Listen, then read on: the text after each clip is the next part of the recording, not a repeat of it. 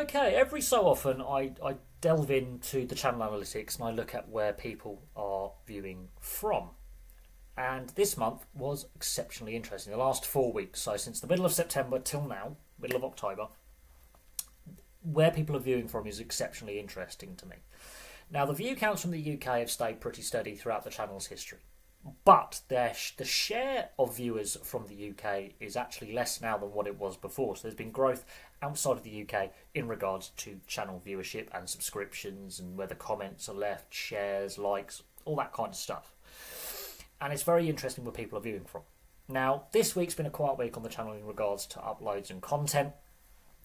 I've decided this week I just need a little bit more time to rest after, because I have a day job, bit of rest, bit of recuperation, and just a little bit of focus on my day job really, and focus on just recharging the batteries, so to speak, because it's that time of the year where the weather's crap.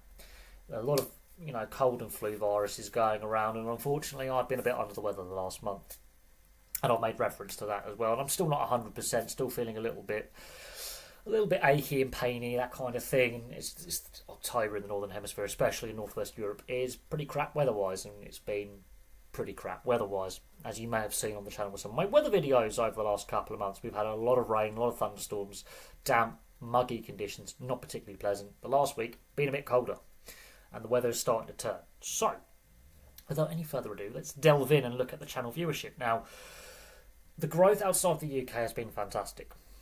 The view counts from within the UK have stayed pretty consistent for a long time, but it's the views from outside the UK that are actually driving the channel's growth this year. Now, what is interesting is some of the countries that have made the list. So I've done the top 11. I could have done the top 10, but I've gone with the top 11 because, well, a couple of nations are actually tied for viewership percentage. Now, in 11th place, and a little bit of a surprise considering I haven't done that much European football content, is the Netherlands. The Dutch are watching the channel, and so that I find very interesting that the Dutch are watching. It's only 0.2% of channel viewers over the last month, but the Dutch are watching. Now, yes, we have got some big names in Dutch football over here in the UK. Two high-profile managers, Arne Slot with Liverpool and Erik ten Hag with Manchester United. And ten Hag is under a lot of pressure already to start the season early on. Manchester United aren't playing particularly well, and there's a lot of speculation over his future. If and when potentially he gets moved on, that could see a lot more interest from the Netherlands in regards to, is Erik ten Hag. He's a big name in Dutch football, formerly of Ajax. So that's quite an interesting one, considering having done a lot of association football content in recent weeks. Brazil is for me, a big surprise in the top 10, alongside South Africa with 0.3% of views. South Africa, always solid viewership from South Africa. When there's more rugby union content, yes, I expect the view count to be higher. However, not been a lot of rugby union content as World Cup last year, obviously, and the Six Nations. Apart from that, not a lot of rugby union content. But South Africa, pretty solid view counts always from South Africa. But Brazil is the surprise for me. The fact people from Brazil are watching when I'm not posting a lot of football content or soccer content, depending on where you are in the world, what you call the sport, is very interesting. Rugby union is a fast-growing sport in Brazil, and that's another link. There's a growing fan base for rugby union. But the fact that Brazil makes the top 10 outside of a World Cup, for me, very interesting. And I haven't done a lot of content on big name Brazilian players or managers or clubs, so I find that very interesting that Brazil has made the top 10 alongside some more established viewership locations. Now, above South Africa and Brazil is PNG. Not surprised there in the top 11. 0.4%. A lot of rugby league content, should I say. And of course, we've got some upcoming rugby league test matches in the upcoming weeks. Port Moresby will be hosting some of those test matches. They've actually got a pretty decent side, and PNG is the national sport, so I'm not surprised with Papua New Guinea being where they're ranked. The Philippines is the surprise for me at 0.6%, alongside New Zealand. Now, New Zealand with the limited amount of views, where the Philippines were more views than normal. Now, the Philippines, baseball is their sport. I've done some baseball content over this year, and I will be looking at the situation with the Minnesota Twins' potential sale and the ongoing concerns with the local TV rights deal with Major League Baseball, with the issues surrounding Bally Sports. So there will be some more baseball content coming. I have done a fair bit of baseball content this year. Am I surprised that the Philippines makes the top 10? A little bit, yes. Now, there is a lot of people from Australia and New Zealand and the US do go to the Philippines on vacation or holiday, and there's also a big military presence, especially with the US in the Philippines. So I'm not surprised in that regard. A lot of the people in the Philippines may actually be US nationals or Australian nationals that may just get on the phone, get on the laptop and go, posted some content. But it could be Filipino locals as well. They do like their baseball. A lot of Filipinos do speak English. And there's actually a reasonably sized Filipino population here in the UK who may have gone back home on holiday, visit family as well. But I am surprised the Philippines is as high as it is. I'm also surprised with the percentage of views from New Zealand, considering the amount of rugby league content that I've done recently, looking at the NRL, looking at some very high profile players from New Zealand.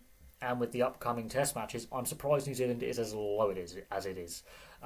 Normally New Zealand's a bit higher on the percentages and the view counts. I'm a little bit surprised with New Zealand, but we've got some big test matches coming up, and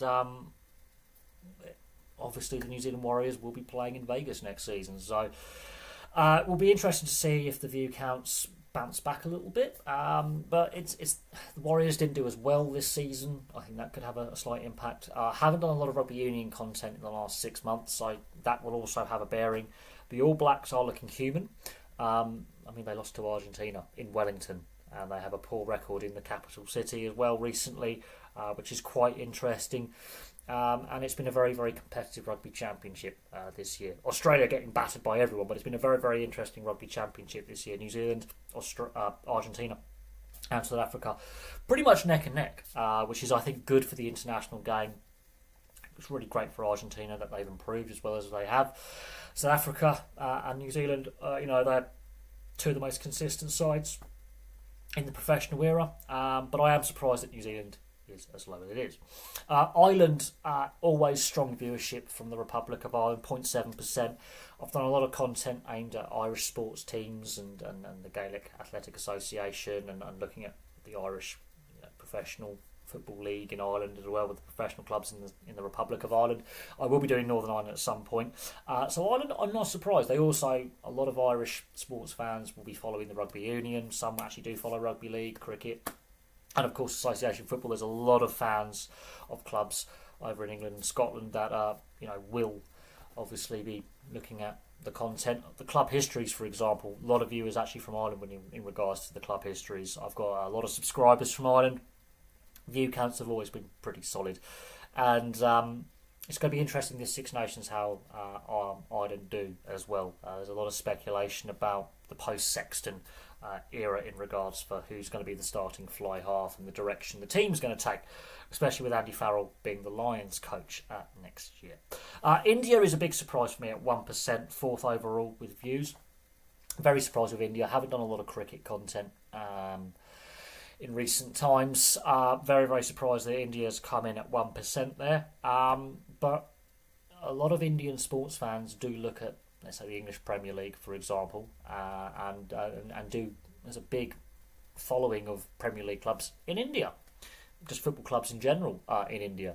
And it's growing in popularity as a sport in the subcontinent. But I am surprised India, with the lack of cricket content that I've done, comes in at fourth. But hey, it's a nice surprise to have. It's a big population. I think it's an under tapped market in a regard in regards to sports other than cricket and field hockey. I think India is I wouldn't say undervalued, but a lot of professional sports haven't tapped into Indian sports fans outside of cricket and even field hockey, which are the two most popular sports.